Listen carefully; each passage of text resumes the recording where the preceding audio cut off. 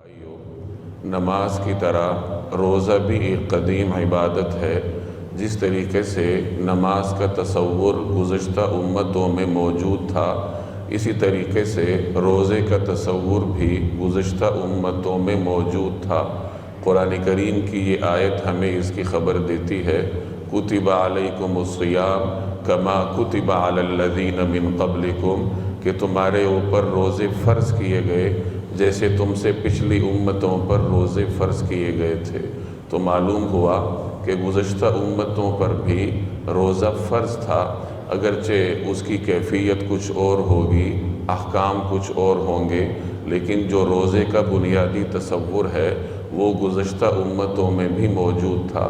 سنن ابن ماجہ کی روایت ہے کہ حضرت نوح علیہ السلام عید الفطر اور عید الاضحیٰ کے دنوں کو چھوڑ کر پورا سال روزہ رکھا کرتے تھے۔ حضرت داؤد علیہ السلام کے بارے میں آتا ہے کہ ان کا ایک بیٹا بیمار تھا، تو اس کی صحت یابی کے لیے انہوں نے بلا ناغہ روزے رکھنے شروع کیے، لیکن وہ جانور نہ ہو سکا، اللہ کو پیارا ہوا۔ تو اس کے بعد حضرت داؤد علیہ السلام نے یہ معمول بنایا کہ وہ ایک دن افطار فرماتے تھے اور ایک دن روزہ رکھا کرتے تھے، جسے صوم داؤدی کہا جاتا ہے، اور اس کو پسندیدہ کہا گیا ہے کہ آدمی مسلسل روزے نہ رکھے بلکہ درمیان میں افطار بھی کرے، جیسے حضرت داؤد علیہ السلام ایک دن روزہ رکھا کرتے تھے اور ایک دن افطار فرماتے تھے۔ حضرت موسیٰ علیہ السلام کے بارے میں آتا ہے کہ انہوں نے 2 مرتبہ 40 دن روزے رکھنے کا اہتمام کیا بغیر کچھ کھائے پیے۔ پہلی مرتبہ جب انہیں تورات ملی تھی